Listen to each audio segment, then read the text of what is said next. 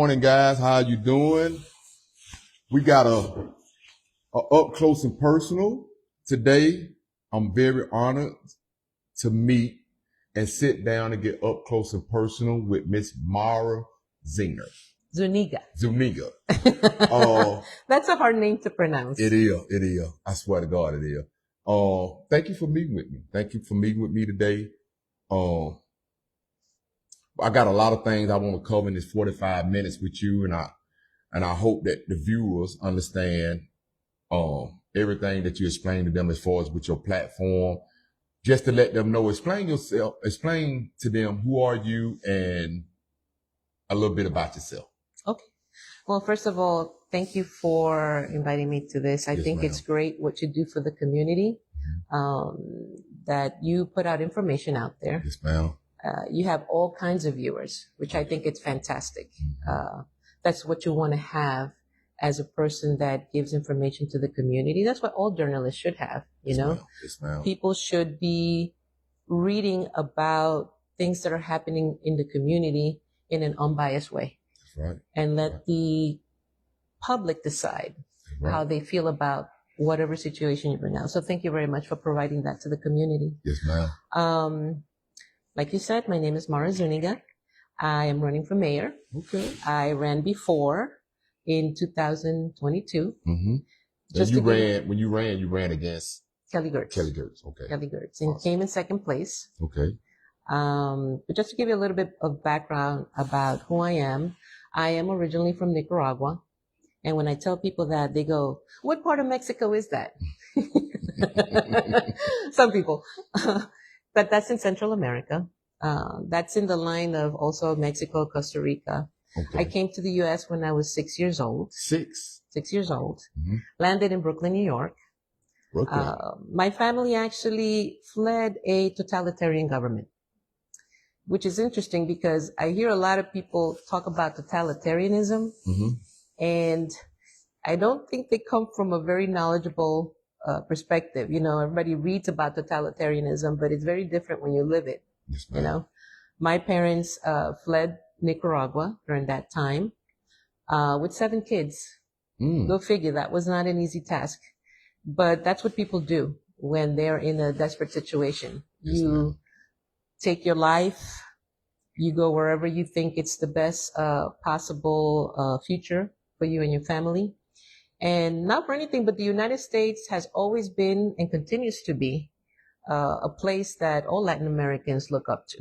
Right. You know, you'll ask any Latin American who lives here, they'll tell you why they came here. And it's because, you know, the opportunities, if you work hard, you can get here. You don't find too many people going to Europe, you know, unless they don't get a visa here to the United States and they can't cross the border. Yeah. But we came here, and my dad came in 1969. We followed in 1972. My parent did not know the language. Neither did my mom. My brothers and sisters barely knew the language. And we're talking about the older ones. How many brothers and sisters you got? I have 4 brothers and 2 sisters. Okay. My oldest brother, I believe, was 17 when we came, and my sister was 15. Okay. So they didn't know a lot of the language. They were put into school. Back in the day, we didn't really have ESL. So you can imagine how hard that was. I mean, when you went into school, you pretty much went into English classes. And so you had to pick it up kind of quickly. When you're a child, you can pick it up pretty quick. But I landed in Brooklyn, New York. My dad is a mechanic by trade. My mom is a seamstress. Okay. So they both looked for jobs that were in that capacity. So my dad used to work as a mechanic and pumped gas, and my mom worked in a manufacturing company with clothes, a clothing manufacturing company, yeah. And so they were there for a couple of years before my dad decided to put up a business himself.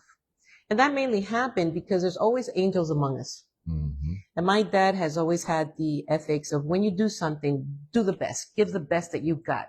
Right. You know? That's right. And he always taught us that. So when he did mechanic work, he did always the best. And he had this gentleman come up to him and said, "Hey, why don't you put your own business? You know, I think you're wasting your talent just working for somebody." My dad said, "Well, I don't know how to put up a business." I don't know the system here. Mm-hmm. I don't know what you got to do. And so this angel said to my dad, well, I'll help you. I'll help you establish the business. I'll go do the footwork for you, go to the places that are needed, set you up, and you got to take the ball from there. Mm-hmm. So that's exactly what he did. He helped my dad. He said, look for a location. So my dad looked for a location that would be affordable. Mm-hmm.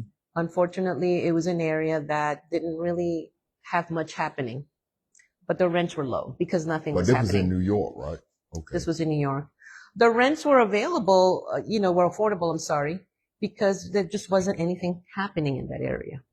So my dad said, I'll rent here. And so we established a business there. And soon enough, it started, he started having a lot of businesses and there was much happening. And we started buying property, rehabilitating it. There were mixed use properties. So we were renting affordable housing and we were renting to business that would compensate each other's businesses. Mm-hmm. So we were in the auto industry. So we rented to a tire shop, auto body. Oh, yeah, yeah. Auto accessories. Yeah. And we also brought in a grocery store because we noticed that there wasn't really grocery stores around the area. Mm-hmm. So these things that are happening in Athens, I've come across them before. How long did you guys stay in New York? When did you actually get to Athens? Well, we moved in 2002. 2002. We landed in Beaufort. In Beaufort, Georgia. Yeah, Beaufort, okay. Georgia. We were there a while, and then we moved to Athens in 2006. Okay. Your whole family or just your immediate family? No, my immediate family. Okay. Yeah, my whole family, we kind of spread out after a couple of years. So I have some brothers that went into the military, mm-hmm. and they're in other parts of the world. I have family in New York, New Jersey, Connecticut, Florida. I love New York. Indiana. I've been there a couple of times. And a lot of people don't like New York because it look like it never sleeps. I mean, it's always something going on in New York. Always. And the traffic is so bad. I mean, to own a car in New York, boy, is like a privilege because, last time I was there, I was in a rental car and I drive like I drive in Georgia, but it's totally different up there. I mean, it's like a symphony. You really have to know what you're doing when you drive there. You become a really good driver in New York. So when did y'all bring y'all business here to in Athens? I mean, I think you own a business or something. We own a business. Yeah, we've done such a long time restoration, environmental restoration. We did that with my husband because while I was running my dad's business, we were in our early 20s. We decided we wanted our own business too because the business that we were in, it was my mom, my dad, my brothers, my sisters. So my husband and I had just gotten married and he said, why don't we do our own business? I said, sure. So we established our own business around early 20s, I want to say, and we've been doing the same kind of business till now. I mean, we're almost 60. Well, he's 60. I'll be 60 this year. Okay, awesome. So the question is, you traveling, coming all the way from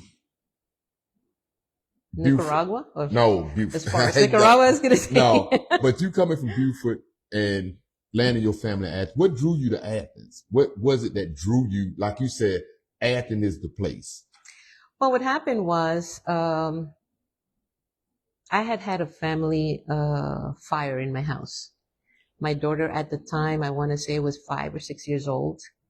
And I'm a family person. I love being with my family. My daughter, I spent so much time with her. I really hadn't spent much time with anybody else. Carried my daughter everywhere to work. I took her to work. The type of work I did at the time, different things. I was able to bring her. So she would sit at a desk with me as I would interview clients in the banking system, and she would nicely sit there and draw. But one day my husband said, you should go out with friends more. I said, I don't want to. I like being home. Yeah. But I took him up on it. And that day we had a fire in our home, and I was about 2 blocks from my house. When my sister calls me and she said to me, and I couldn't talk about this, by the way, for years without having to really cry, because it was such an emotional moment. But she calls me up and she said, hey, where are you? And she said, are you almost home? And I said, yeah, I'm like a couple of blocks away. Why? And she said, well, I just want you to be prepared. She said, your house is on fire. I see your husband. He's out there, trying to get things happening, but I don't see your daughter. And he looks like he's in a panic state. And I can't tell you what came over me. I was at a stoplight, and all of a sudden I just felt my heart drop, because I said, the only day that I leave my daughter alone and this happens, and it's possibly I could have lost her. So I just closed my eyes and I said, dear Lord, just help me deal with what I got to deal with. She your only child? At the time, she was my only child. Okay. So I said, dear Lord, help me deal with what I got to deal with. And as I closed my eyes and I prayed that, I felt this warmth come upon me, almost like an assurance. She's okay, And I felt this, and I didn't know what it was. I just felt, well, God's going to help me deal with this matter, And as soon as I felt this peace just come over me, my sister said to me, oh, wait, I just talked to your husband. He said that she's next door. She's okay. And let me tell you, I just felt this huge relief, but I knew that what I had felt, that comfort. And when I finally got to the fire and I saw my house in flames, I felt nothing for the property. I mean, that's just the property, I was just thankful that my daughter was okay. My husband was okay. My neighbors were okay. And people would come up to me and say, wow, you look so peaceful. Or what's going on? Your house is on fire. You just lost everything. That's material stuff. This is what they told me. You just lost everything. I said, no. I said, I didn't lose everything. I said, everything I need is safe. So after the fire, my daughter was young. She was a little bit like, I want to say she felt really sad about what happened to our house. And I decided we needed a change. I didn't want to be in that house anymore. I wanted to have a deep change. And I thought about the places other brothers and sisters were at, or my husband even said, maybe we should go to Ecuador. And I said, no, let me go visit places where I have family. And I came to Georgia, and we fell in love with it. We thought Georgia. So that's what got you to Beaufort. Yeah. Yeah. We moved to Beaufort because we wanted a change. We wanted something different. So after staying in Beaufort for a little while, you came to Athens. Yeah. So what picked you? You could have went to Atlanta. You could have went to Savannah, Albany, or anywhere. Why pick Athens? Well, I drove around Georgia a lot, going to little towns here and there. And I fell in love with Athens, the aesthetic, of Athens, just the UGA, just the downtown area. Man, it looked beautiful to me, And I said That's the city. We all love it now. Yeah. I saw it, and I told my husband, because at the time my husband said, let's look around to live in a farm, right? And I said, what? Yeah. A farm? And he said, yeah, he grew up in a farm. Part of his life was living in the summers on a farm, his grandfather's farm. And so he wanted a farm. He wanted to live on a farm. I've never even so much lived on a farm. My days were in Brooklyn. I mean, yeah. We used to open the hydrant water, and all the kids from the neighborhood would go outside and play in the hydrant. And then the police would come and the firefighters would come, and they would close the hydrant and say, you can't use the fire hydrant for these things, And everybody would go back home really sad. And as soon as they left, there was always that father who would come out with this huge wrench and go, he would open it up, and all the kids would come out and play. Yeah, we did that. We used to have block parties, close down the ends of the store, the end of the streets. And then all the kids would come out and just, play outside. So, that's what. So Athens was more like a homely environment for you guys. Yeah. We drove by, and I said to Marcos, if we could find an area that we could have both worlds, you can have your farm and I can have the city life. I said, cause this is a cute place. I could see the music scene. I could see a theater here and there. They were performing things. I said, I like Athens. I said, they have a university too. Our kids can go to that school when they grow up. So your kids went through, did y'all go to university? I went to the University of Georgia. You went to the University. Mm-hmm. Did your daughter go to the university? She went to the university. She graduated from there. My son is presently going there. Now? Right now, yeah. Okay, awesome. My son went to Winterville Elementary, which is just up the road. Mm-hmm. He went to Coyle Middle. Okay. I homeschooled him 2 years. Okay. And then he graduated from Cedar Shoals, went to Athens Academy, and now it's at UGA. Awesome. Awesome. Um, sound like you sound like you all got it together. Now, I hate to. I'm gonna switch gears for a minute. Okay. I want to get off into the politic conversation now. You got it. You ran for mayor, 2022, right? 2022. You ran for mayor in 2022. And you're rerunning now. I'm rerunning, yes. What driving you to run? What's driving you to rerun for mayor? What is you seeing? What are you hearing? What are you feeling?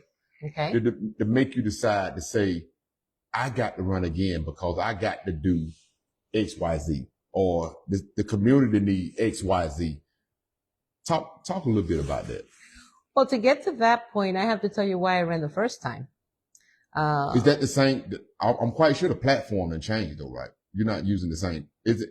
Oh no, the platform is a lot the same. Okay, because I know it's in 2002, 2022 to now, a lot has you know this because we out there in the world and we see this every day. A lot have changed since 2022. Some things have changed and other things have stayed the same. Mm-hmm. And some things have gotten worse, in my opinion. Yeah.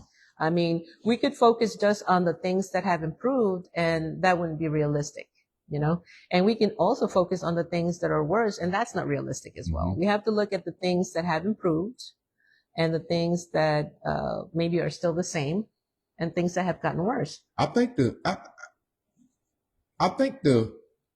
one thing that we see, that I see in the community, and I think a lot of people that follow me see this also, and we'll talk about this first, the affordable housing situation. The affordable housing situation across the state is bad. It's bad. Preferably Athens. And you know, I deal in the community. I do a lot in the community and I see a lot of things in our community, right? And I'm seeing parking lot full of homeless people sleeping in cars, families sleeping in cars. I see, people got 9-to-5 jobs, get off from work and ain't got nowhere to go because of the affordable housing situation. How do you feel about the affordable housing situation? And if you become mayor, what would you change that will help those single families that I see and you see every day with the affordable housing part? Well, Charles, that is one of the topics that hasn't changed for a long time. Mm-hmm. You know, originally back in 2021, when I was looking at affordable housing, mm-hmm. I went back to when Athens unified. And I saw the first mayor as one of her platforms, affordable housing. And I said, what? We've been talking about affordable housing since 1991? This is unreal to me. You can go on the government's website, look up the unification of Athens. Mm-hmm. There is a video. Mm-hmm. Ms. Gwenda Looney was the first mayor. She was there speaking. And part of her platform was, we have to address affordable housing. That blew me away because this was 2022 and we had affordable housing problems even then. And I said, wow, this is incredible to me that we are discussing affordable. What has happened? How many mayors have we had? Who has been effective in this? And why hasn't there been any change? I mean, that's a reasonable question to ask of someone who is looking at what is it that we need in the community, you know? And we done had several mayors since then. Yeah. All using the platform one of them, affordable housing. And Athens have went backwards. I mean, well, not only the mayors. Now the mayors, right, according to the charter, they don't come up with the policies or vote on them, right? It's the commissioners. Mm-hmm. So how many commissioners have we had since then? You know what I'm saying? So I'm looking at a status quo here, you know? I mean, do we really want to change? Is that the avenue that we are looking at? I mean, who's really controlling these things? You know, why are we not having any changes? That's always been my question. I always get intrigued by things and I always ask questions to see clearer, you know? So if you become mayor, what would you change about the whole process of us getting affordable housing? Well, I'll tell you what, what avenues would you take out, so to speak, to get this implemented so we can get people off the street, out of their cars or whatever the situation is? What avenue would you take? Well, when we talk about affordable housing, I know that you come from a perspective of the homeless, because you're asking me in reference to that portion of the affordable housing, the homeless situation, right? Right. But affordable housing, you have people that are not making enough income either, who are at borderline of becoming homeless, right? That's a different section also of affordable housing. You have a whole bunch of categories of affordable housing. Homelessness is just one part. That Well, I'm talking about overall. I mean, it could be overall. somebody that's staying in $1 million house that wants something affordable. Whatever avenue that you would take, that you personally would take, if you became mayor tomorrow, what would be that avenue that you would make it affordable for not just the people that's sleeping in the woods or the cars, but for, everyday working families? What would you do? Well, the affordable housing aspect starts in first the people that have the homes, right? You have a home, you need to afford it, right? You already went through the whole process, the many years of maintaining it. And now you're in a situation where, because of assessments going up, right, and taxes going up, it's becoming unaffordable to people to even remain in their homes. So the first thing, in order that I feel that we need to look and address that, is the property taxes. If we want to keep people, now there are folks that are for, raising their taxes if they can see, things happening in the community, right? And that's okay. They say, I'm okay with my taxes going up so long as I see the parks are getting, the services are getting done, and a list of things that they have. They don't mind paying more taxes, which I would say I wouldn't mind either. But there has to be clarity of where that money is going to. If we're expecting homeowners to suffer higher monthly payments, right, on maybe a property that's even paid off, right? So you look at somebody I met a gentleman not too long ago who's the owner of a restaurant, and he says to me, I have two properties next to each other. Between both of them, I had to get a loan out to pay $20,000 to pay off my real estate taxes. He says, I don't think I could do this next year. If I can't pay off those $20,000 I borrowed to pay my real estate taxes, I don't think I could do this next year. I might have to sell my house and move out of Athens. This is a common story. And this is a gentleman that has a business, but his business also is not doing well, right? Why? Because it is very costly for small businesses to remain in Athens, right? So we have like a cycle. When we talk about affordable housing or affordability in Athens, we have to make things a lot simpler and more economical for those people that are here right now. Because when you look at someone who has a home, right, or even a property, they can't deliver affordable rents if their taxes are going up. Somebody has to pay for that difference. And if you're renting that property, the renter is going to pay for that increase in taxes, right? So if we can't keep those taxes at a manageable amount, we can't keep those property owners with those properties. They're going to have to sell it to somebody who can afford it, which is usually an investor. That investor doesn't care about that renter. They're looking at what the market rent is and how much money they can get. And those rents will go up, right? So we need to get a control in that. In real estate taxes are very important. So we could say, okay, we need real estate taxes to pay for services. Okay, then we need to start looking at our budget too, because there is a lot of spending on maybe things we shouldn't be spending on, right? Now everybody wants everything, right? Some people are in a better economic situation and they want the more recreational, pretty things. But there are folk that can't make it on their day-to-day paycheck. So they're not happy about those nice recreational things that are being paid for when they don't have a sidewalk, a bus route in their neighborhood, because they can't get to their work, because they have to pay their insurance, which, by the way, has gone up. It's like a whole situation that you have to... So the way you would attack affordable housing is to work through the property taxes situation. One of the things is work through the property taxes. Try to keep that down, stable, not to go up, right? Taxes. Homestead exemptions. I believe there are other things that are going to trickle down to a local level. But also to make business owners small businesses to make Athens more business friendly. We can't afford to lose small businesses for big corporations. The reason why is because big corporations will drive prices up. Small businesses are more, they have more at stake with the community, you know? And I know that being a small business person, always, you want to give back to the community because they're the ones that come to your business, you know? Who comes to the restaurants? Local people. Who comes to your business to have something painted? Local people, you know? So we are the lifeline of the area, and we have to encourage businesses to grow, but we also have to make it more economical. We have to speed up the process. We have to be more business friendly.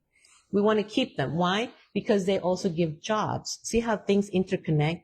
They give jobs to local people. You know, when you have corporations, they don't care. They'll put the wages, you know, they'll set the wages to whatever they want. They really don't have a stake in the community.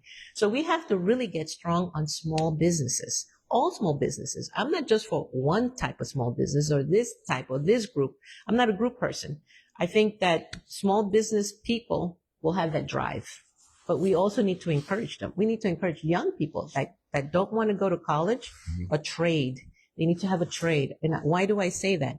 Because if they come out of high school, right? In high school, they don't teach you life skills, which is something that I have always talked about. We need to have a class in the school that teaches young people how to open a bank account, how to keep a good credit score, how to budget, you know, your life. We know it's a lot of things that's needed in this community. Yes. I'm just not just, I mean, it's a lot of things that's needed. And I think a lot of the small business people that I deal with, in our community, they have poured a lot into just my organization too.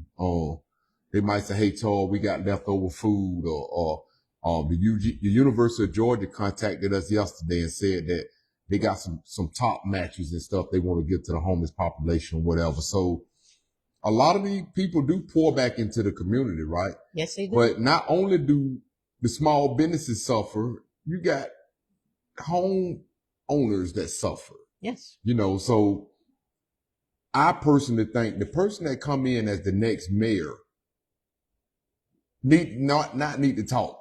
They need to work.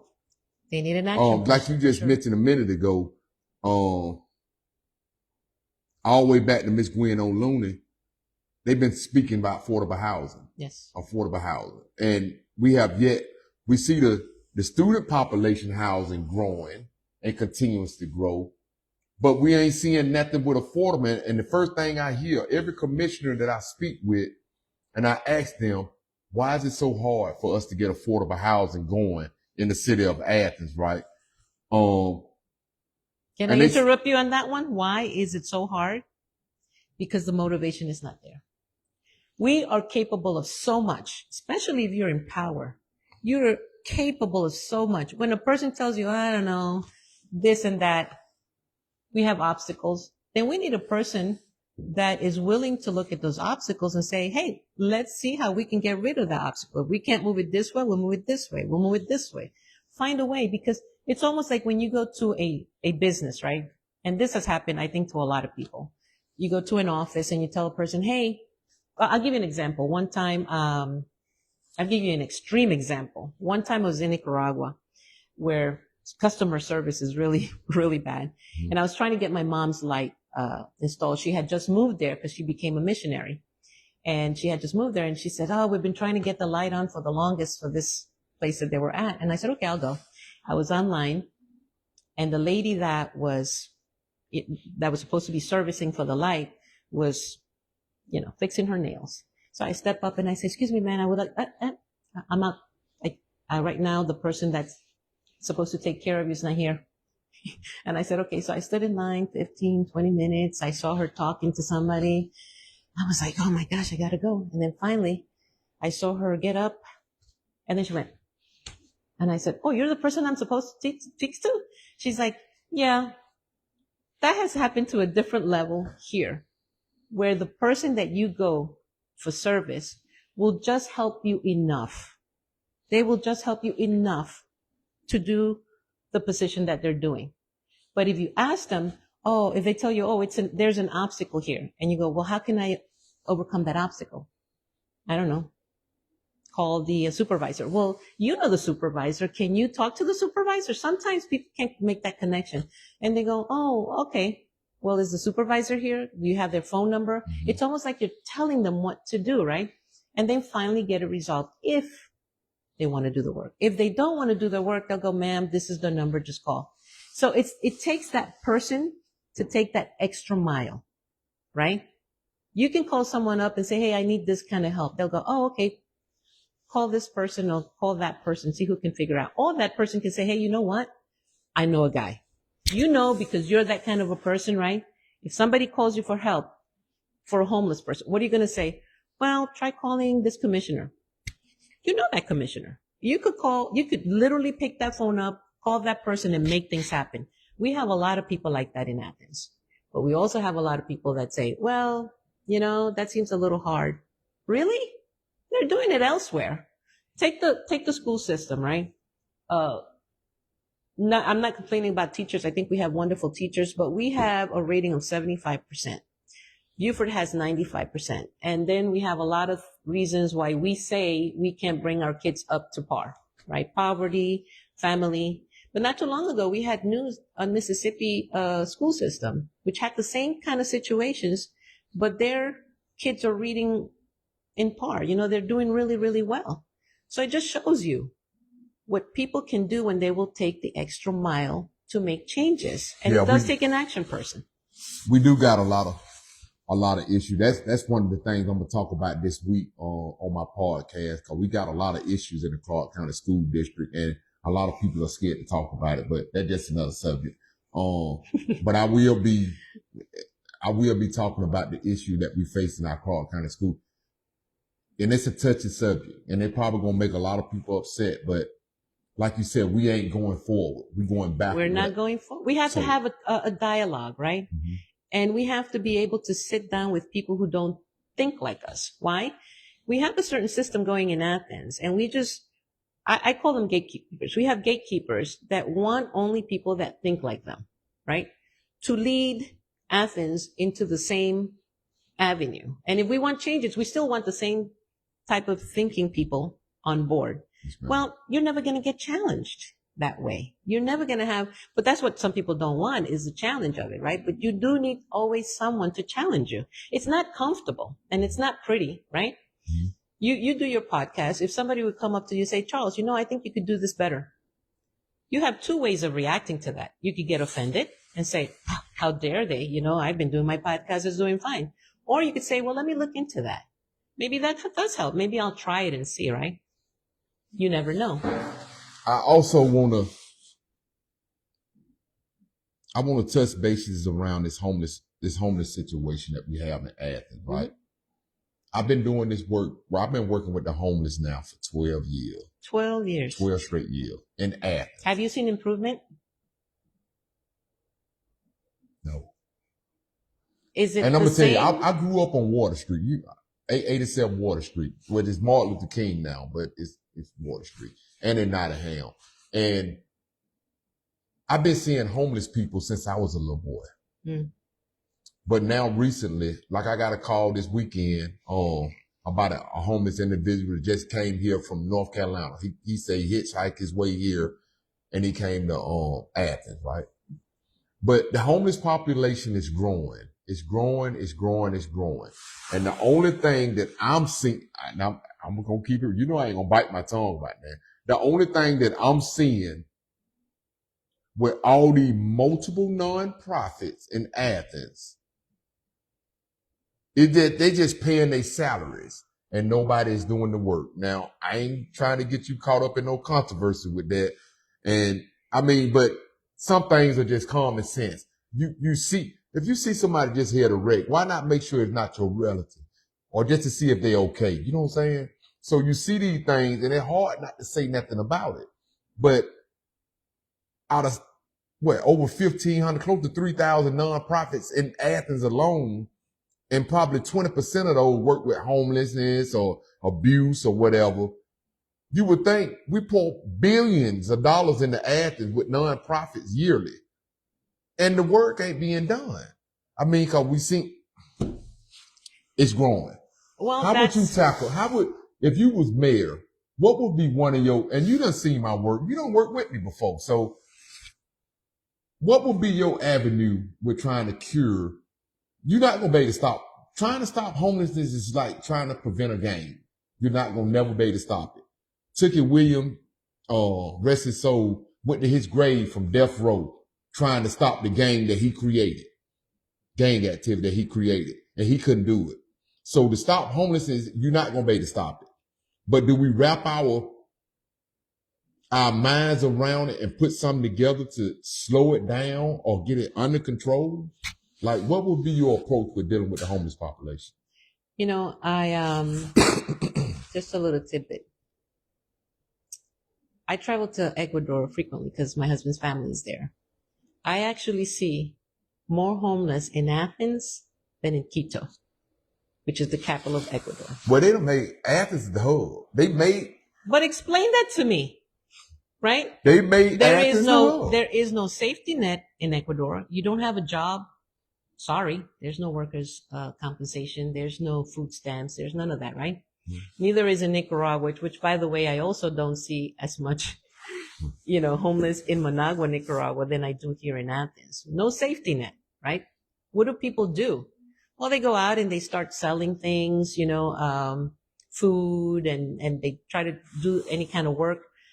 But you rarely see that, right? That's really concerning to me when I travel to countries that are way lower in their economics than the United States, than in Athens. I mean, the budget that we have here. So there's definitely a problem, right? When our homeless population is increasing, it's not decreasing, it's increasing, right? Definitely. So I do believe in what you're saying, that we're giving money out to people that really don't have to prove a return on that money. They don't have to prove it. There's no system that I see, no matter what they say in the government, there is no system that we can see, hey, this has happened. Because visually, you could tell me whatever you want to tell me about numbers.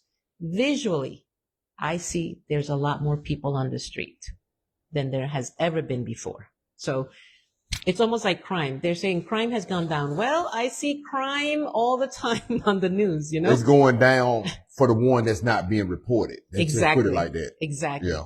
So I think when we talk about spending money, we have to see results. Bottom line, because we have a lot of nonprofits that know that, as you can get money and really don't have to deliver results. Now, here's the thing. I know a lot of people, including yourself, who are doing the work out there. I mean, they're getting their hands dirty. They're delivering food to people. Some of these folk, you never see them.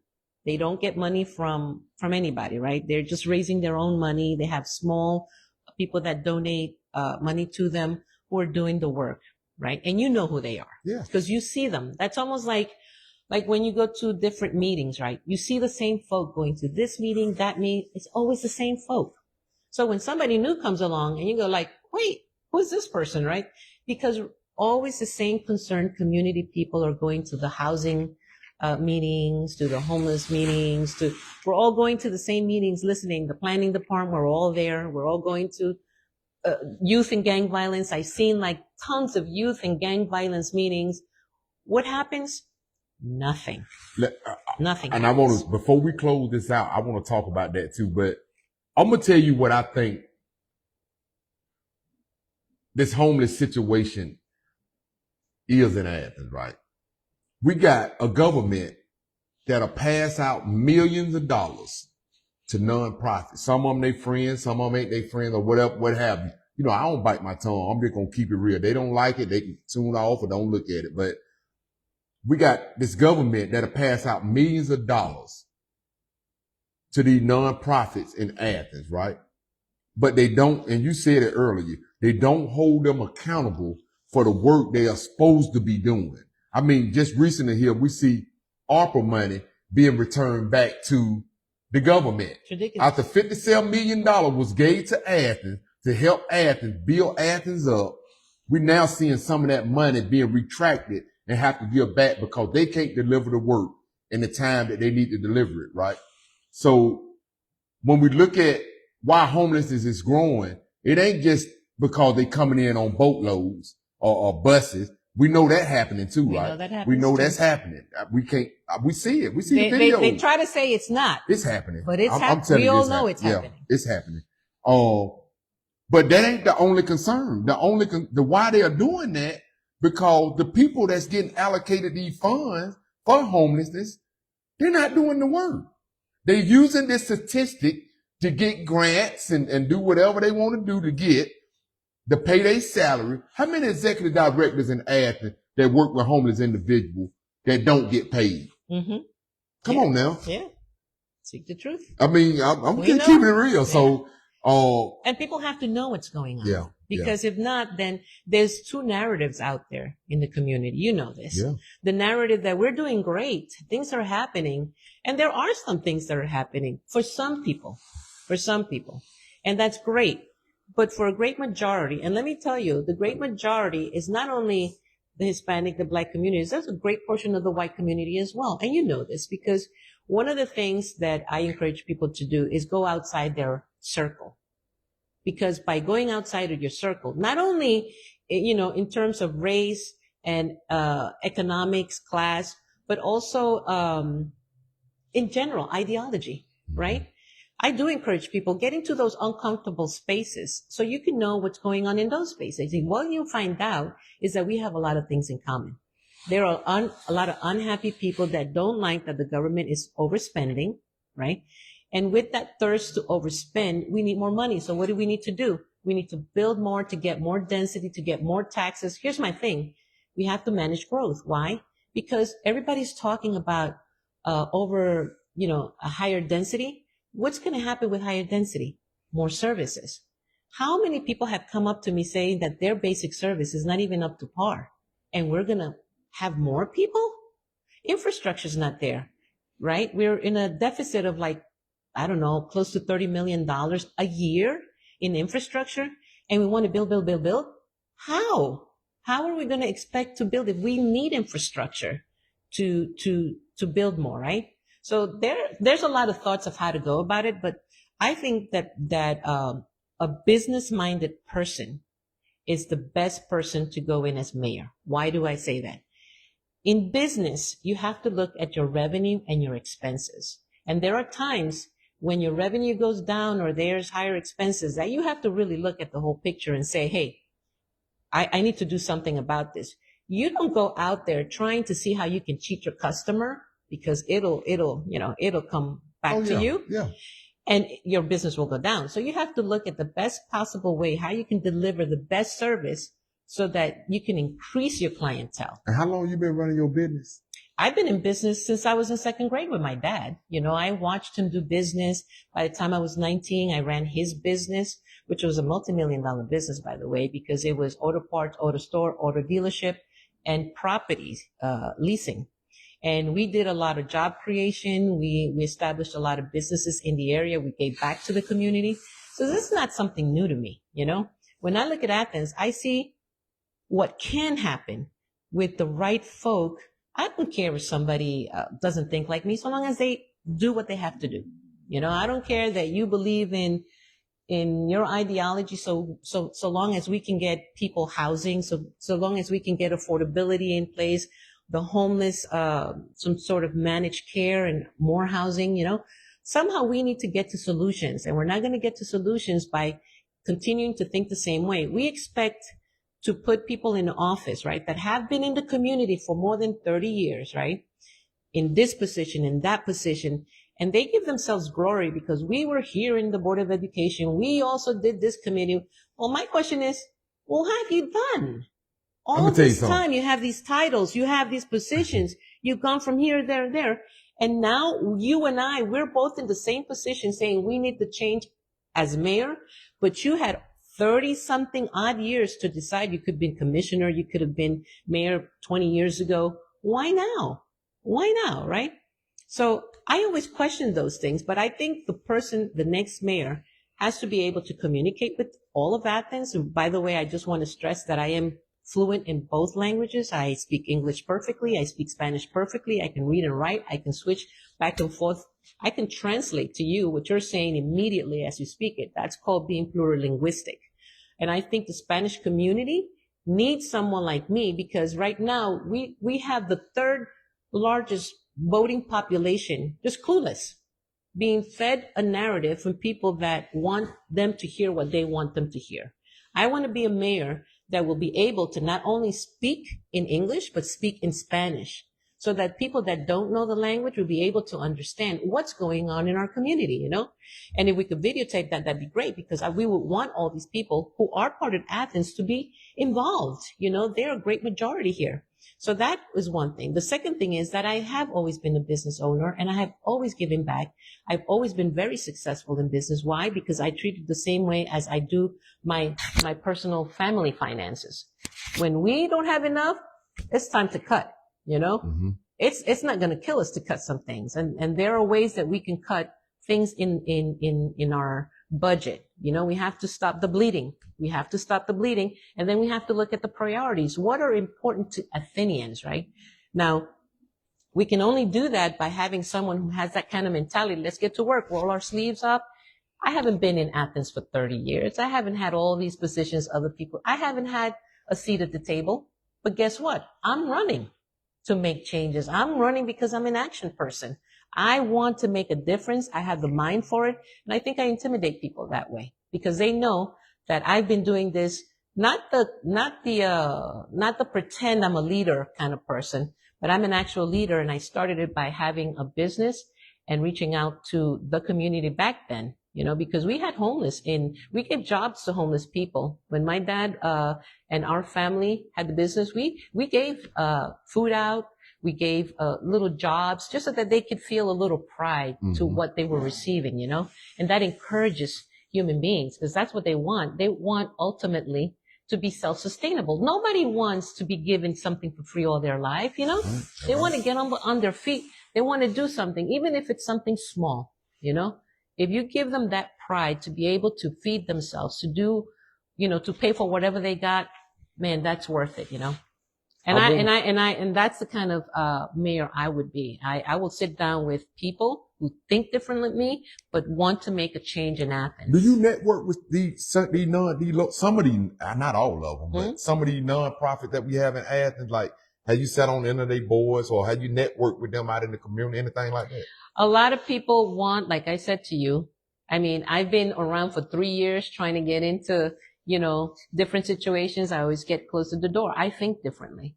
I mean, people brand you. They like to put you in a little box, but, and they don't want you. If they think that you're even conservative, they don't want you. They want left-leaning, liberal-minded people in these situations, as if though that's the only way to think.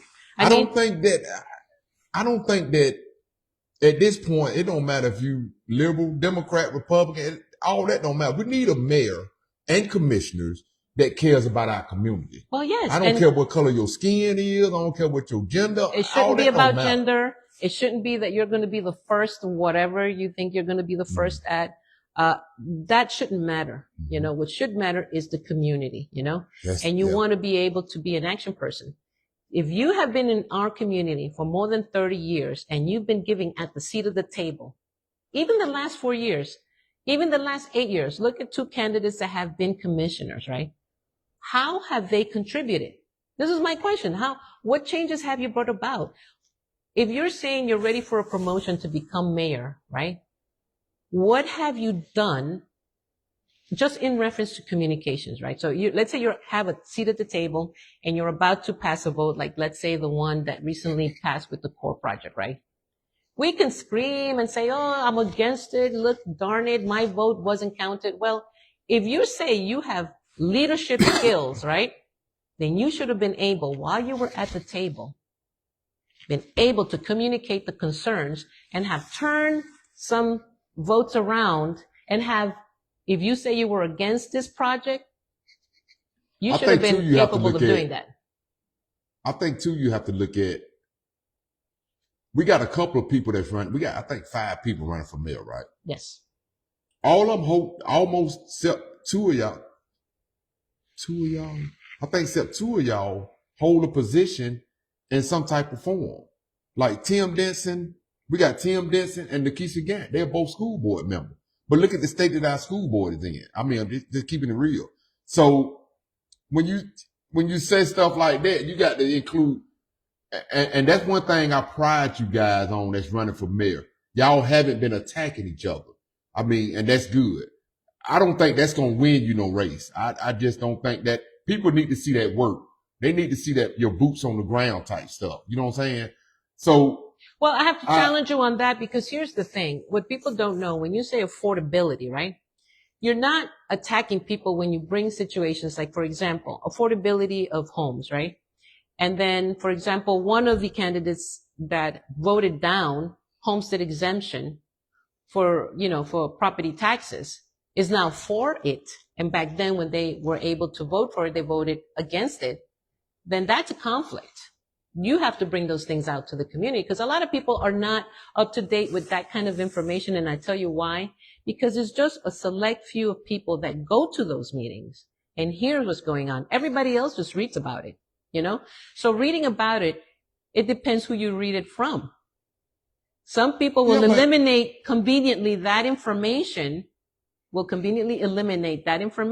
is very valid to bring out to the community, saying, hey, this person is now for homestead exemption, increasing it, but back then they voted against it, It just,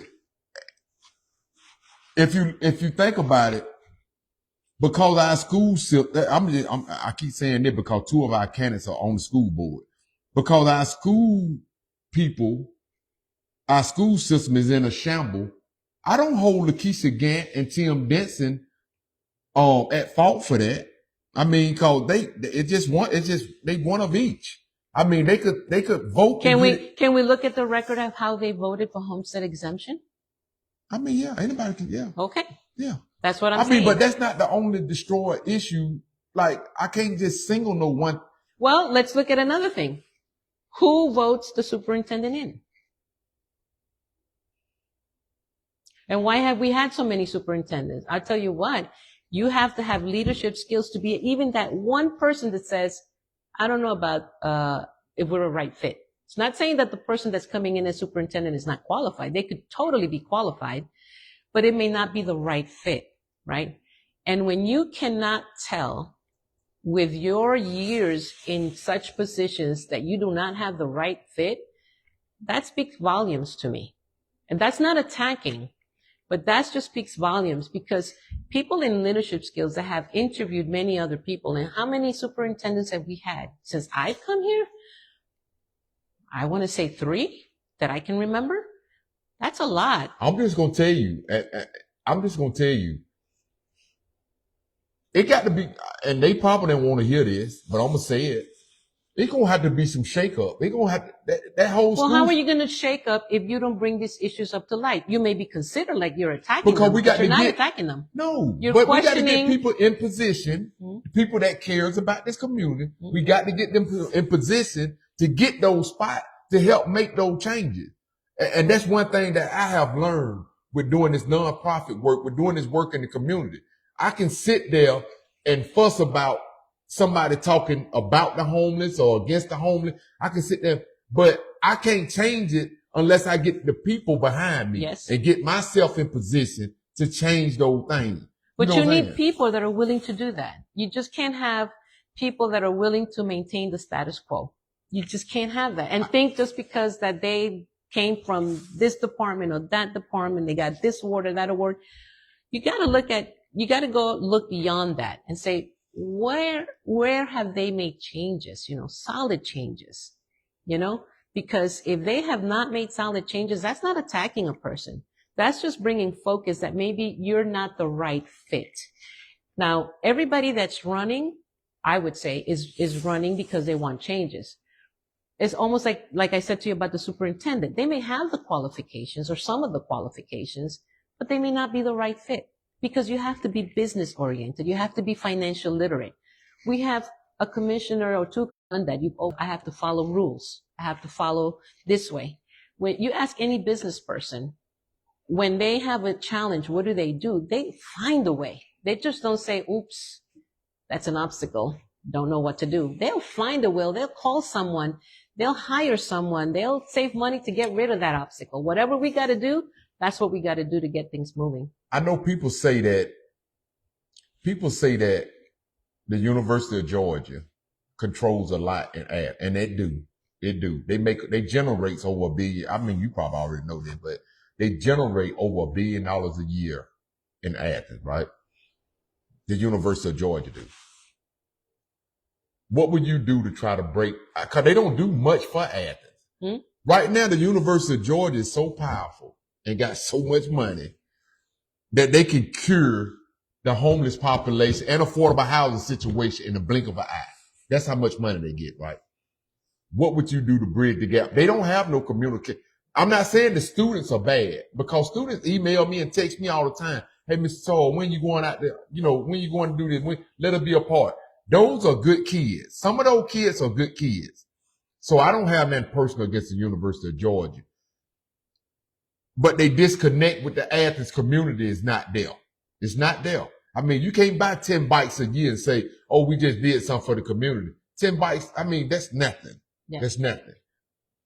What would you do if you become mayor? What would you do to try to bridge that gap between the community and the University of Georgia? Well, I tell you what, I love the students of the University of Georgia. For the most part, we'll always have,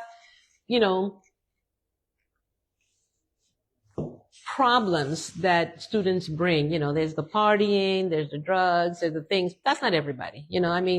There is a portion of that in every university that you go to. But we're not.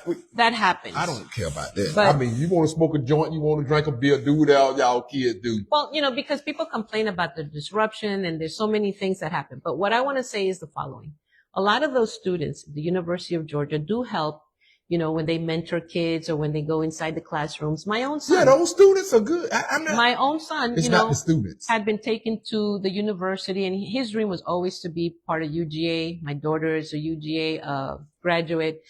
I went there, like I said, and I love the school. There's a lot of benefits to it. Definitely, we need to partner with the biggest entity here, and they do have a power. Now, the problem is when entities become too powerful. Right. When entities become too powerful, then you don't have negotiation power. I mean, that's plain and simple. And people will always entities will always look for what's best for them, right? It happens. I mean, that's just the way human nature works. They're more powerful. Local government hasn't had a connection. I went to the last forum that I attended. Dexter Fisher mentioned, I don't know if this is a fact, but this is what he said, so I take it as a fact, that Mayor Gertz has a broken relationship with the University of Georgia. There is no communication there. So I don't know, that's probably true. So well, let me just finish. So then, if there's a broken relationship there, obviously there's no connection there, supposedly. So, that being said, Dexter said that he had a relationship with UGA because he worked with them for more than 30 years. That was their employer. Here's my conflict is, are you going to be able to represent the community with your ex-employer, with someone who just gave you an award? I find that to be, I'm sorry, somewhat of a conflict of interest. Because are you really going to be representing the community, right? I don't have a relationship with UGA. I don't need to. I'm just a community advocate. And that's the question. That's the kind of question that I needed. I mean, you already have the seat as mayor. I don't really need to have established 30 years with UGA. As mayor of Athens, I would be able to have a seat at the table. I can decide whether I want to sit with them or not. So you agree that gap need to be? Oh, we definitely need that gap to be. But I would come on behalf of the people of Athens, not on a relationship that I've had with you, UGA, for the many years. I don't know how that would work. Would I be able to represent the community? Because that's what we need. We need more community representation with UGA. We need to have that. We're not going to fight. We're not going to, because. Do you think a mayor have to do that, or could the commission do that? We can all do that. We can all do that. It could be, that's what I'm just going to say. It could be multiple people to come together to bridge that gap between like I said, the kids are awesome. The kids want to get out and know the peoples in the community and do the work in the community. They love it. They love the city of Athens. A lot of them do. I ain't saying they perfect. I mean, nobody's perfect. But I think that weight shouldn't fall. I know if you become mayor, I think bridging that gap together would be awesome. It would be. It would be awesome. They're a resource. We have so many fantastic professors. We have incredible students. There's such a huge resource there that we can work with them. You know, same thing with Athens Tech and any other big institution here. We can all get along. We can all work because when leaders sit down, you have to sit on behalf of your interests. If you're sitting down on behalf of somebody else's interest that doesn't pertain to the people that you represent, nothing's going to happen, right? That other entity is just going to become more powerful, the way that I see it.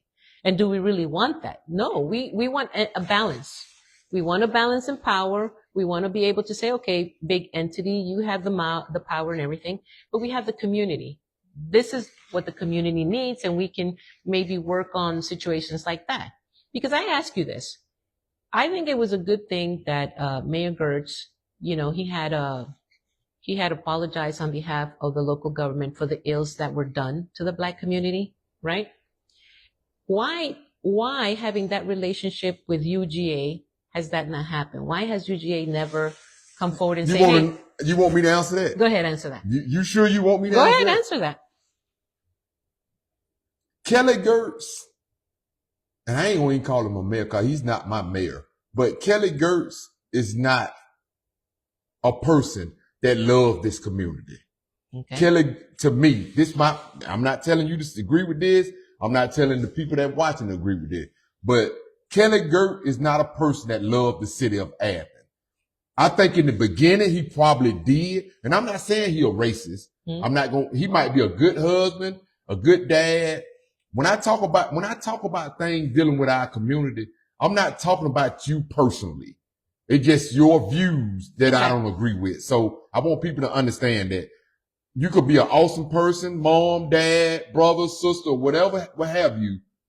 But when it comes to your political view, it don't fit well with our community. When I say our community, I'm talking about blacks, white, Latino, everybody. Mm-hmm. When you become a mayor of a city, you're just not being a mayor for the rich people or just for the poor people. You have to be a mayor. It's not like commission. Commission, you got a district. The commissioner got a district that they got a commission. A mayor has to be a mayor for everybody. The poor people laying on the ground, the people that drive the Maseratis, the people that work downtown and they got a business downtown. You have to be a mayor for everybody. And Kelly Gertz, to me, personally, he's not a mayor. He's not a mayor for everybody. That's why probably, I mean, that's the talk. That's why the University of Georgia probably don't respect him. That's why a lot of people that got money don't respect him. A lot of people that stay in the communities don't respect him. He's not a mayor for everybody. So let me ask you, why did he win last time? And I have the answer, but tell me why you think he won the last time. Why did he win the last time? If he is so disliked, why did he win the last time? If he is not a mayor for everybody, I'm just challenging you. It was more. Why did he win? I think personally, that's why getting registered to vote is so important. I think it was more people registered to vote that was on his side versus the people like I might have Lisa and Tim. They hate Kelly Gertz to death. I'm just using that for example. They might hate him to death, but they won't get registered to vote so we can get somebody else in there that loves the community better. They can help this community better. That's why it's so, and I'm telling everybody that's watching, that's why it's so important for people to get registered to vote and vote and go out and vote because our voice, that one vote is going to matter in this race. Cause I can already, you got 5 people running for mayor, 5. And with 5 people running for mayor, it's bound to be some type of runoff. I mean, that's just common sense. Well, maybe. I mean, back in 2022, everybody expected a runoff too, and there was no runoff. Everybody was calling it. But you a know runoff. that voting thing have changed now. Yeah. You do know, but you know that. I do know that, but what I'm saying is that people expected a runoff back in 2022. Everybody was talking about a runoff, but it didn't happen. You know, you have to keep that in mind. It may not happen. You know, it could fall into one way if people don't go out, register to vote, and vote. You know, now here's the thing: when I think about Kelly Girtz, after the many years that he's been in office as commissioner and mayor, I mean, he stands by being an educator only because he did that years back, but he is really a politician. That's what it is. A bad one. He's a politician. What do politicians do? They make promises and they get elected and they follow their narrative, whatever it is that they want to follow. But they're politicians, and people continue to look and listen to politicians. So someone has been in office 4 years, boom, they're now a politician. I can tell you that. They know what to say, what to promise, but you got to keep that away and see what have they done. Pictures of Kelly. People have sent me pictures of past mayors going out into our community. I mean, the black community, the white community, all these communities. Hey, I mean, they throwing cookouts. They passing out this, or they having a free event here. And you only see it during election time. You only see them fighting or speaking up or trying to get votes during election time. Once they are voted in, and I see this all the time. Once they are voted in, Ms. Myra, guess what? You don't see or hear from them no more. Call Kelly Girtz. I can call him right now on the phone and ask him when the last time he went over in Nelly B. When the last time he went into NOLA. I mean, when the last time have he been here? You only see them during election time. That's why I want the community to start getting behind people that's out there all the time. Let me ask you, have you seen me in the community in these past 3 years? I'm going to tell you something. You, Dexter, Lakeisha Gann, and Tim Denson, y'all all be in the community. Okay. Let me ask you another thing. Real. Let me ask you, how many people have been bold to speak at the mayor commissioner meetings when you feel so strongly against something? Now, you have been the one. Now, look, because at one time, I swear to God, I thought you finna swear.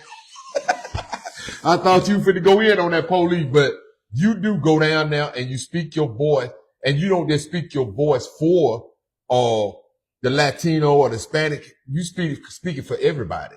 You know what I'm saying? I do. Whatever issue I get into, that I go and listen to what's going on. And I just don't go at the surface, because there's people that go to the surface. I really like to dive deep in, and find out what's really going on there. Is this something? Because you have to understand, when you go and you stand in front in public and you're going to support or not support something, you have to be really sure of where you stand, and because people can attack you, and they do, they've attacked me. You saw how the policeman almost wanted, really nice policeman, but Kelly Girtz was like, "You're over 30 seconds, take her out.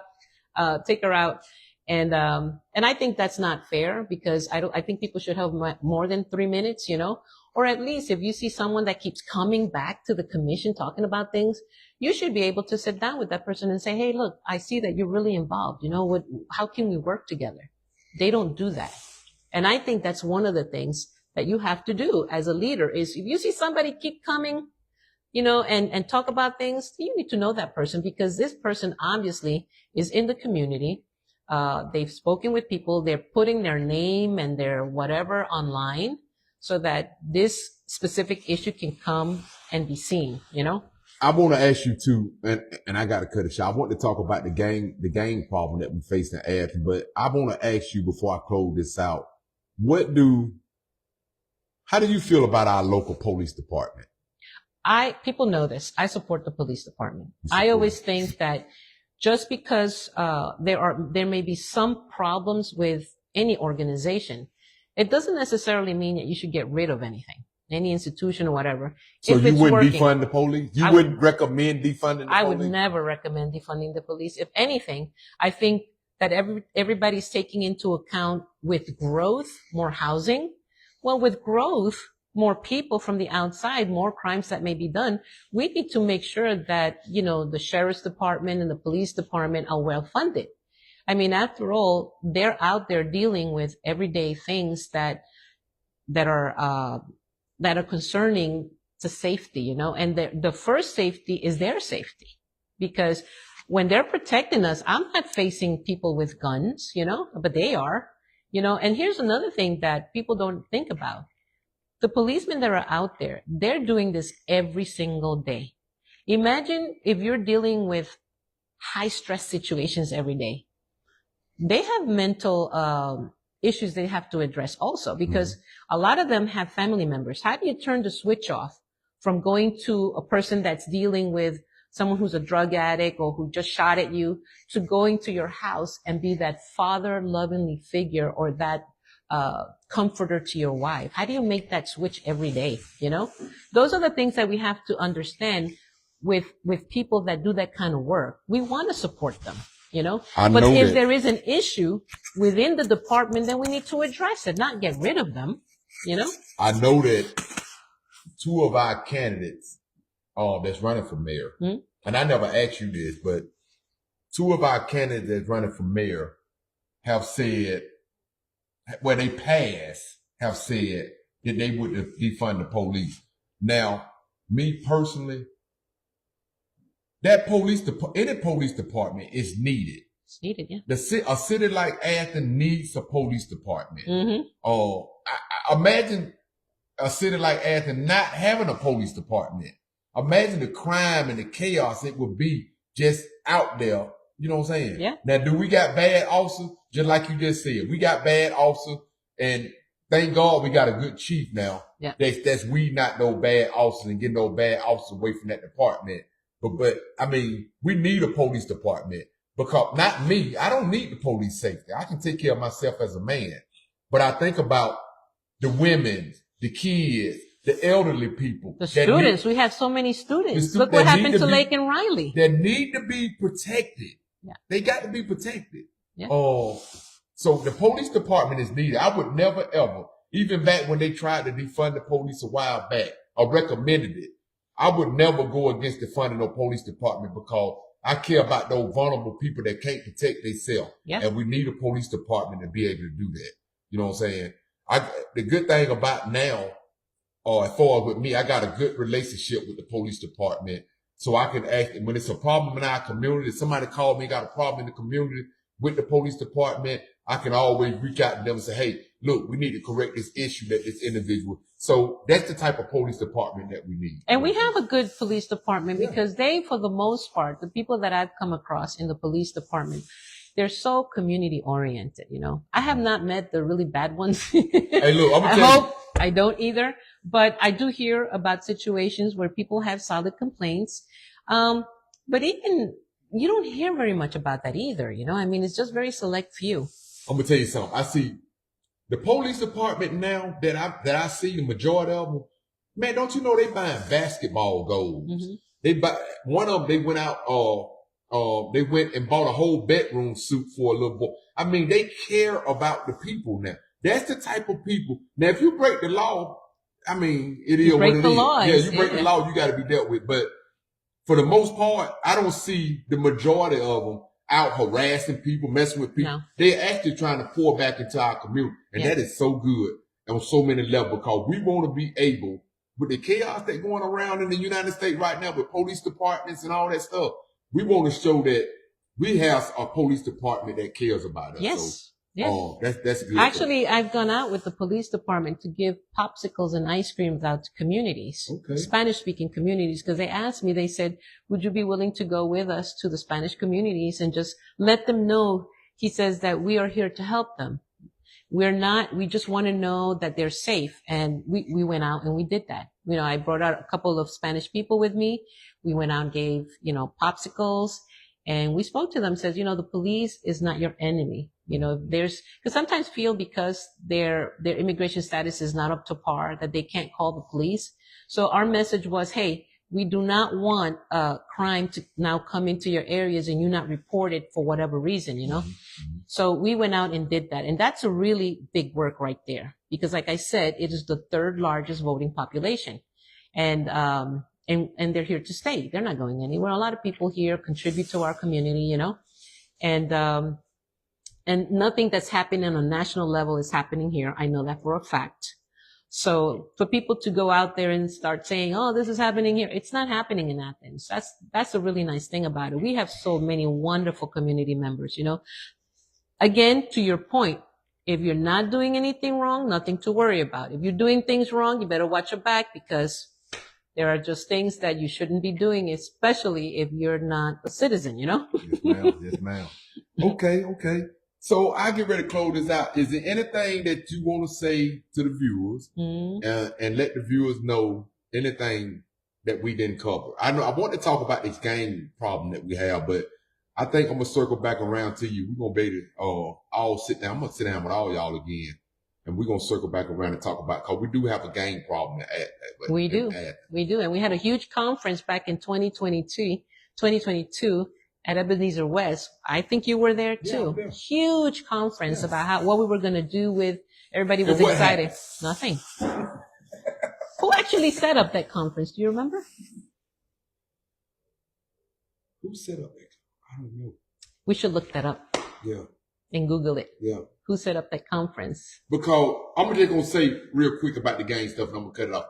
But we got a gang problem in Athens. We do. But have you noticed something? We got a few organizations that work with youth, right? They work with youth in the community, but we have no individual nonprofit at Athens that will work with the youth that has the ages of 15 to say 23. We do. Which one is it? Asia Thomas. Asia Thomas has an organization. She works with youth. How many?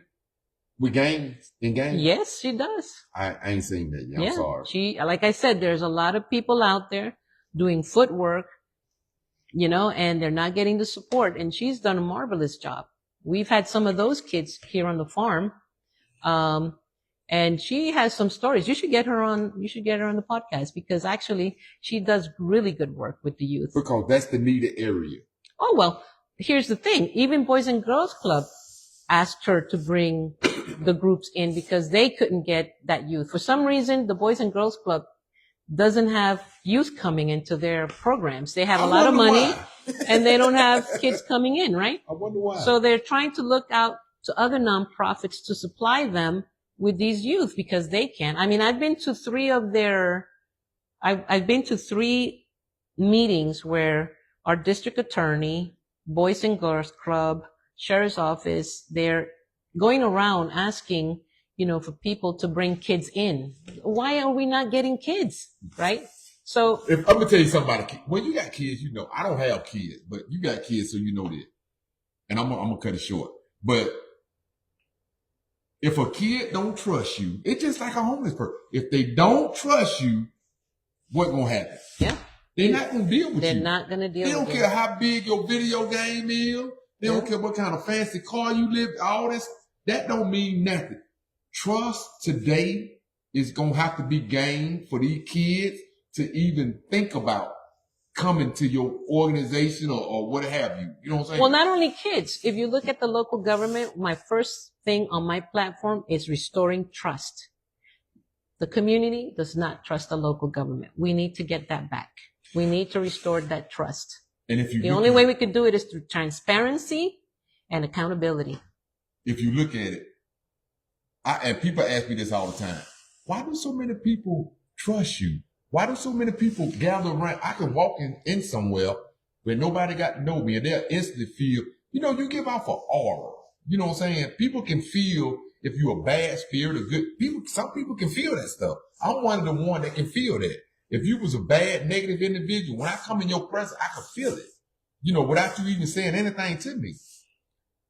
These kids pick up on that too. Of course. Kids are even sharper in that way, yeah. My sister them tell me all the time with their kids, my nieces and nephews and stuff, they be like, when you come in the room, the baby just run over to you or something. You know what I'm saying? And they they don't do that. I said, that kid can feel that good vibe. They can feel stuff like that. And that's how it is with this community. So that's why you see people going out begging to bring your kids here and all that, because them kids don't trust that setting. I'm just going to put it like that. But thank you so much for sitting down with me. Thank you for having me. Is there anything that you want to let the viewers know what they need to do, how they can get yard signs or what have you? Yes, definitely. If you're interested in my platform, look me up, maraformayor.com. You can sign up to be a volunteer. You can donate money. Money's always welcome. We need to put our signs out there. If you want to sign, also through the website, or mara@maraformayor.com. We can do it through there as well. Reach out to me. My number is on the website as well if you want to communicate anything to me. Most importantly, register to vote. This is a very important election. To me, I respect people where they come from, so it's important for me just to have you go out there and vote. Doesn't matter if even you vote for me or not, but I would like to have you register to vote for whatever candidate you want to vote for. Obviously, I would want you to vote for me, and I would like to be given the opportunity to answer any concerns or questions that you may have of how I would approach the issues that we have in our community. I want to say that one of my kids said it best at the kickoff. I had a kickoff this past Saturday. Let me tell you, it was incredible. One, because you actually saw people from the community, people that you look at when I put out my video, you will say, oh, look who's there, this person and that. People from different communities were there. And it was so peaceful. And someone told me, they were people from different walks of life, but it felt like we knew each other, It's because I know kind, friendly people, and they came together respecting each other. So my daughter said to me, Mom, one thing, and she said it to me, but she also said it while she spoke. She said, one thing that I have always loved about my mom, she said, is that she respects the way you think. My daughter is a progressive. Ideologically speaking, she's a progressive. And I have learned from her as she has learned from me. There are things that she sees with a certain perspective, being a young person, a millennial. She grew up a certain way. There's messages she hears. There are things. I'm from the 80s, There's ways that I think. But when we sit down and talk to each other, she hears my perspective. I hear her perspective. And she says, one thing I love about my mom is she respects the way I think. We may not always agree on everything we discuss, but she always gave me the freedom to be who I am and to vote the way I'd like. And that's the only thing I would say to the viewers is I respect the way you think. And if you go out and vote, you have all my respect, because that means that you're taking that valuable thing that you have, which is your vote, and you're putting it to work. Maybe you don't go out and public speak. Maybe you don't write articles. I mean, like I do. I'm very active. I write articles. I go on podcasts. I do what I can. But you have that one vote, and that is a powerful thing that you have that you can do. So being said, the next thing is I'm going out canvassing. If anybody would like to go. When is your canvass day? Well, I have to get in touch with my canvassers. They're putting that together right now. Okay. I mean, we started a little bit late in the season. We just took off just before Thanksgiving. So it was a little tough because people, are just thinking about Thanksgiving, and then Christmas came right away and New Year's. And so their mind wasn't in politics, and neither was mine. I didn't really want to push people to be thinking about politics during the time that they're enjoying family time, So we're back on the ball. Obviously the other candidates have had months to work on their campaign and raise funds.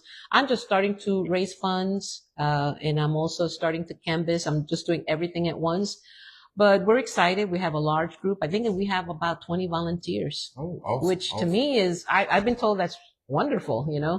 I want more. And we're ready to go out. Volunteer, what would they need to do? Go on the website and sign up. And what's that website is again? maraformayor.com. maraformayor.com. Yeah, I didn't put the last name because it's a difficult last name, but it's maraformayor.com. And they tried to get me right with that last name before we got in. I know. And you said it really good, but I got close to them. From that moment to the moment you had to say it, I think you got nervous. Hey, look, I want to say thank you for all what you have been doing for the community. I always want to salute the people that got their boots on the ground, man. And like I said, with this mayor race thing, mayor and commission race, I don't want to attack. I think all candidates are great individuals. Well, one of them I don't know, but all candidates are great individuals. I can't say that. I mean, because my views might not align with you or her or him or whoever. They're just my personal take. Exactly. And Do that make you a bad person? Do that make him a bad person? No, it don't. You know what I'm saying?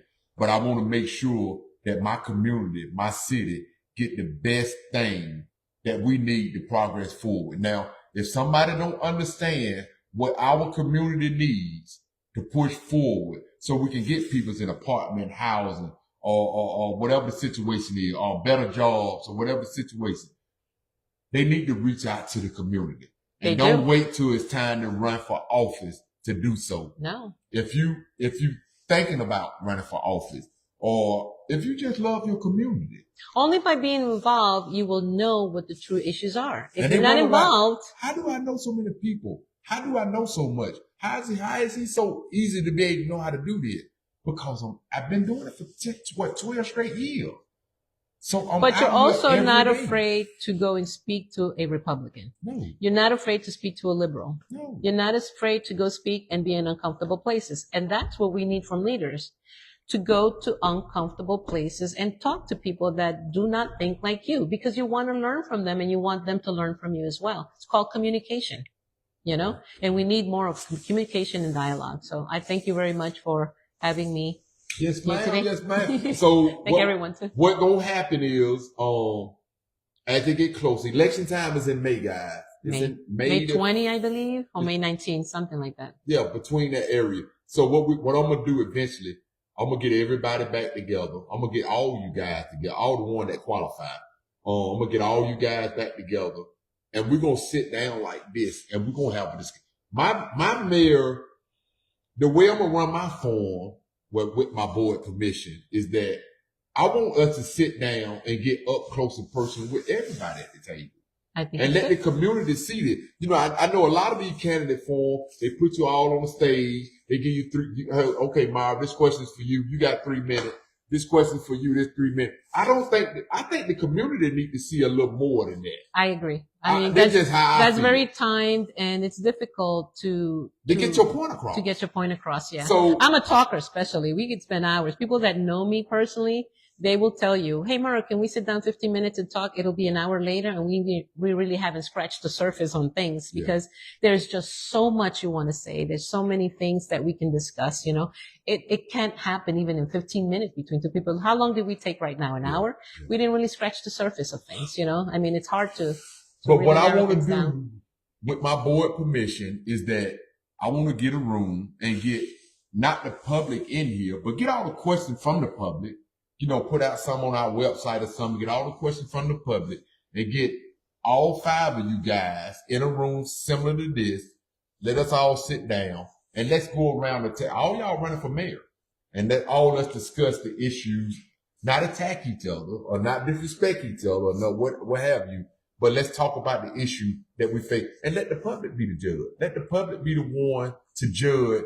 Oh, I like what she just said. Or I like what he just said. Because voting is coming up. We right around the corner from being voted. You know what I'm saying? So, and I would say that people should take those opportunities and ask challenging questions. That's not attacking. And see, I want to make that difference, because people think that when you ask a tough question, if we can't handle it as leaders, a tough questions, because everybody's walking on eggshells, you don't deserve to be a leader. When I say attacking, when I say people's attacking, I ask every candidate, I ask Lakeisha, Dexter, all of them, to not attack, and they haven't been doing it. And I told you, y'all haven't been doing it. So I don't want that to be the main focus on how you try to get your vote. Exactly. When I say attacking, anytime it deal with somebody's personal life outside of their view. Oh, I agree.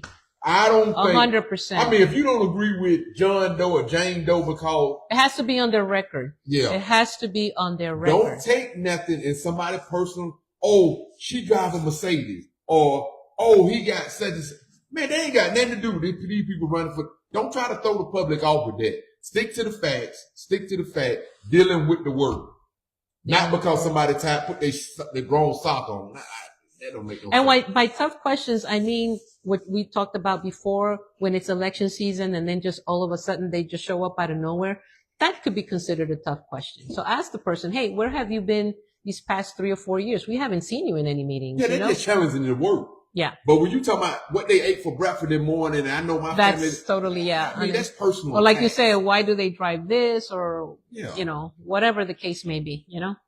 In that sense, we totally agree on that. I think people should ask the tough questions because it's too important right now. So would you be willing to do a round table with the other candidates, all of us get in the room together? Oh, yeah. Like I told you before, earlier today, before our interview, I told you people can ask me any questions. There's no questions off. You know, I mean, as long as it's local, because I think if you ask me what's going on in Japan, or what do I think of the prime minister of wherever, or why, you know, it doesn't make sense because it doesn't affect us, you know? I mean, to me, it's a ridiculous question when let's say my last, forum or debate with a candidate, I asked a solid, local, intelligent question, and this other candidate came out with a totally out of the area, out of, you know, question, you could say.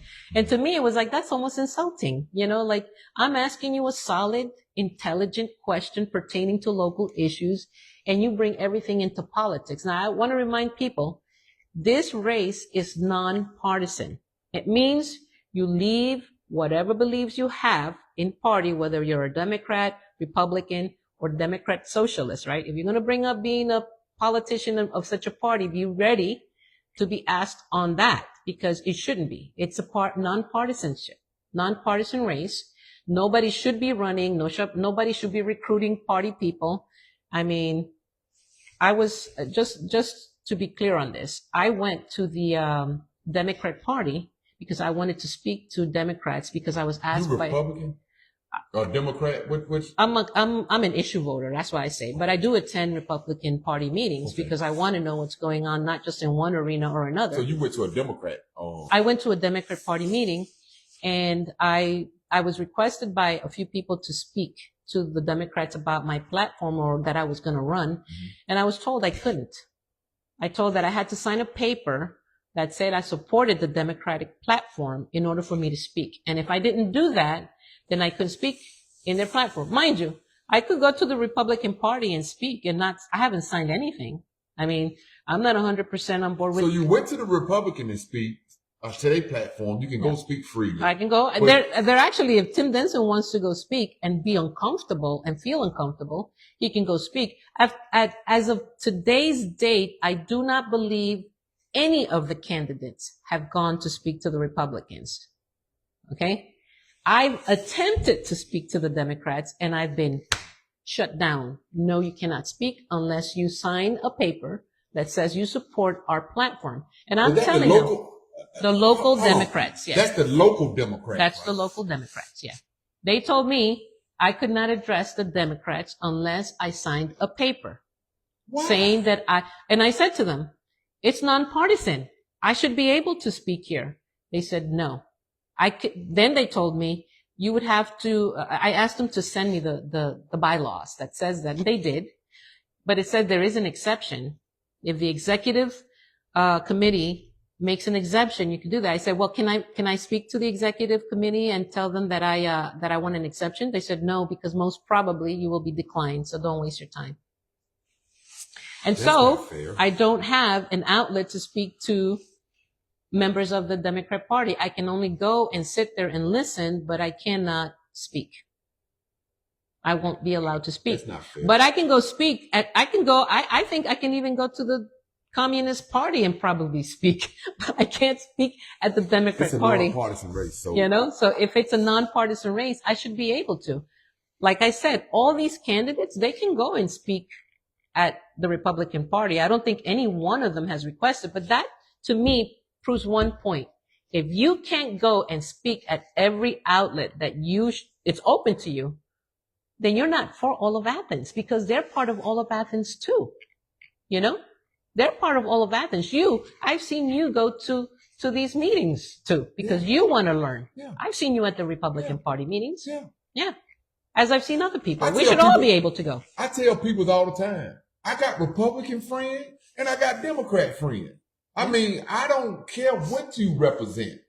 As long as you believe in God, you all right with me. I mean, that's just the way it goes. Democrat or Republican. I love people. I love people that want to help people. You know what I'm saying? Well, let me ask you, when you have your own issues, and if you see two candidates, you're not looking at party. No, I don't. You're care. looking at what this person is standing for. That's what you're looking at, and that's what represents a nonpartisan racist. I said this a while back. The political party in Athens is a total mess. Yeah. It's a total mess. I tried the big meeting that I had. Remember I thought the big meeting and I had the Republican, the Democrat, and we all sat in there like people. That's what happened. We sat in there like people. I had Democrats on one side, Republicans on the other side, school district right here, sheriff, the police department, everybody, and we all, about 30 of us in the room. And we all sat in there like people. It wasn't no disrespect, no nothing. And we can't, I mean, and the meeting was good. Yeah. Because the thing that we talked about in the meeting is happening now. Miss Ovita tell me all the time, because of that meeting, Charles, this is what we, you know what I'm saying? And we see it, you know, it growing. Yeah. So that meeting wasn't just for them, but everybody was there. So for them to tell you, you can't come talk here, I don't think that's fair. It's not fair. I don't think that's fair. Yeah, so, you can't speak unless you sign off on the platform. And so they're basically putting a gag order on you, you know? Yeah. You cannot speak. So, and I was asked by a few Democrats to go and speak. So what they told me was, give us the names of those Democrats so we can explain to them why you can't speak. I was like, I can do the explaining. There's no need, you know, I mean, they could do it. It's just verify. But if you're telling me I can't speak, then hey, so be it. There's nothing I can do. I'm going to have to set up my own, you know, forum so I can meet and greet people that are going to challenge me, let's say, because they're hearing a certain narrative. They want to know exactly where I stand. But if folk in the community are writing about me, right, and I can't challenge that because I don't have that kind of platform, then that narrative gets accepted by people, you know? And the only other place that I may have is podcasts or the forums and the debates, and that's very little time. So, you know, it is a detriment to our community to have people have gag orders or have narratives written about them without challenging those narratives. Just get ready, and I'm gonna close, but just get ready for, and I'm gonna call the other candidates too. I'm gonna sit all y'all in a room. I'm gonna get the questions from the community. I might even invite Kelly Gert. You should. And let him sit in with us. And I get all the male candidates at the table. Like I tell you. But tell him to practice not rambling, because sometimes when they ask Kelly Gert a question, he goes on in circles. And at the end of the question, you're figuring out, what did he answer? But try to get all y'all at the time. I'm asking everybody would they be open to that. And I think that will get a community for us to be able to sit down with all candidates at the table. I think it'll be no great. Interruption. I think that'll be kind of good, because when you say something, then him or her can say, "Hey, look, I don't see it like that." I said, you know, like a discussion, not like an open discussion. With no disrespect. I don't want nobody to be disrespected or called I don't out. think so. I think everybody knows all y'all each other. And then a lot of people gonna be watching it. So when we were at the first forum or debate, I should say, with Lakeisha, we had a good time sitting next to each other, especially when they made us play a game to see who's going to start first. I think some people saw that I was. All y'all are good people. I think personally, Lakeisha Gant, Tim, Dexter, you. I don't know the other ladies, so I can't say, but I know y'all. Y'all four, I know. I think all y'all are awesome individuals, good people. You know what I'm saying?